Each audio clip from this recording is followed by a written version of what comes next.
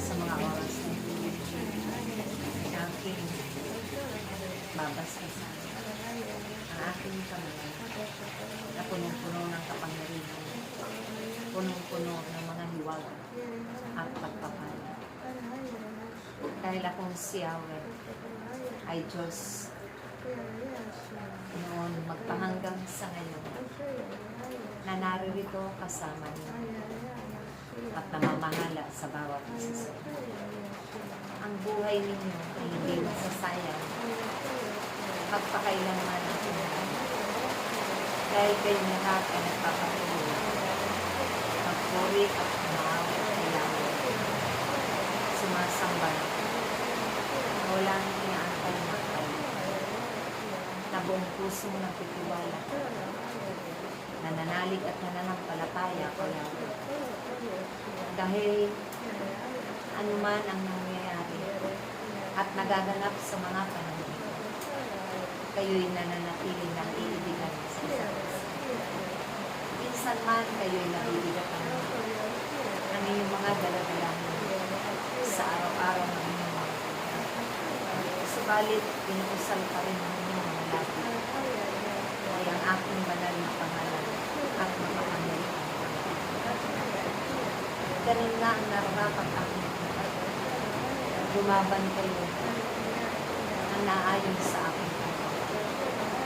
Lahat kayo ay aking mga kaya't buong puso kong pinasasalamatan ang aking anak na pinagkatiwalaan, ang inyong punong likod na hinamahal dahil siya ay mahal na mahal ko una pa man at pagkahanggang sa sako ng kanyang mahamay sa buhay.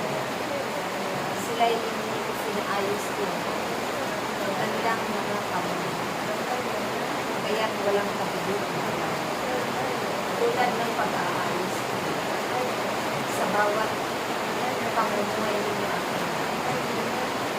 Ganun din ikaw na aking katawan, na aking tinakbat. Dahil ito ang panahon na marami kang napagbiling ka. Lubos mong inialay ang iyong lakas, ang iyong pagmamahal sa akin. At ito'y ipinadamaw hindi lamang sa iyong mga makatapos, pagkos sa lahat ng iyong pinagbiling ka. Dahil tunay na may katapatan ka hanggang sa wakas na ito. Kaya't ang lahat ng ito ay aking gagawin. Huwag ka mag-alala. Kayong lahat ay huwag mababahaya kung ano man ang magaganap. Dahil ang siya ay narito lagi sa inyo. Kasama ko kayo saan man kayo pumunta. Ako'y magtatakdapan ng mga gawain sa iba't ibang sulok ng sagot. At kayong lahat ang aking tatakdapan dahil lubos-lubos ko kayong pinagkapagdapan. Huwag inyong sasayangin ang inyong mga buhay sa walang mga kabunong kaagad. Gawin din ang inyong mga pag-aalay ng paglilingkod sa kapwa. Lagi ninyong lakupan ng kagalakan, kababaan ng kalooban at pagtibay, na hindi ninyo pinahihinayan. Ialay ang inyong oras at panahon, ang buong inyong sarili para kay Yahweh. Dahil ang bawat saling dahil sila man ay aking pinilipas ang pagpapanalo. Dito pa lamang sa mundo, sabi ninyo na langit natin. Dahil sa bawat akbang ng inyong mga paan, ito'y aking ginagabayan. At ang aking mga libo-libo ang ay lagi kong ipinapadala sa inyong mga tahanan. Ganun din sa bawat tigil natin at pagtitibo na nagawa. Dahil maraming gagaganap na hindi nyo inaasahan sa araw-araw ninyo. Kaya't akong si Yahweh, ang siyang nag-iingat sa bawat isa sa inyo. Kaya't ang aking paggabay at pangunan ay laging gagawin. Hindi ko kayo lahat ng inyong mga kahilingan. Dahil ang si Yahweh ay walang kapantay. Aming pag-ibig at pagpapalay. Ganun din ang aming kayamanan na aming pangako sa inyo. Ito isa sa inyong mga kamay. Ang tunay na gagamitin ninyo sa aming gawain. At ang iba naman ay itutulong ninyo at gagamitin ninyo sa inyong pagkaya. Igugugulin ang inyong mga panahon sa takdang araw na yun at pagkakataon. Dahil ang Yahweh ay magkakaloob na maraming biyaya. Magkakaloob ng mga bagay na nakapangyarihan upang madaragdagan. At ito'y makakatulong sa inyong pagkain, sa inyong labanan. Dahil ito ng panahon ng labanan ng masama at mabuti. Kaya ang inyong mga sanda ay lagi ninyong tinanggap.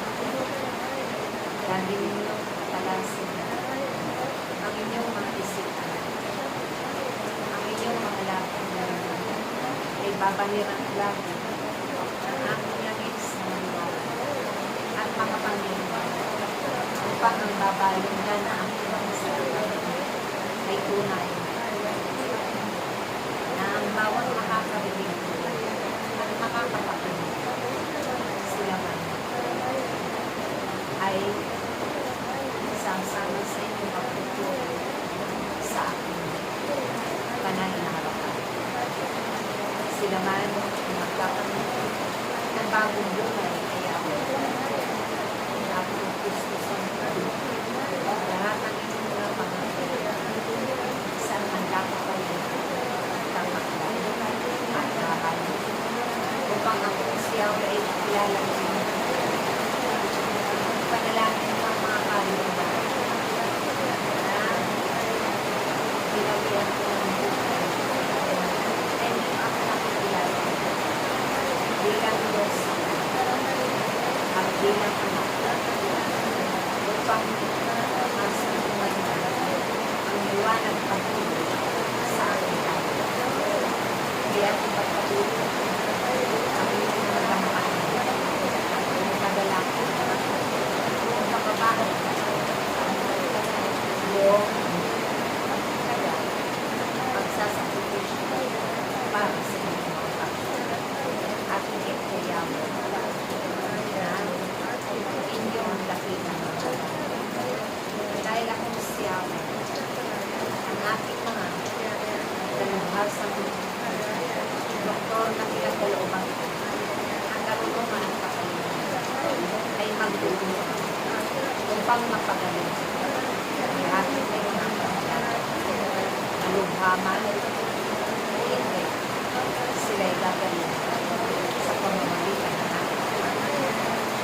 Maraming salamat at magmahalan kayo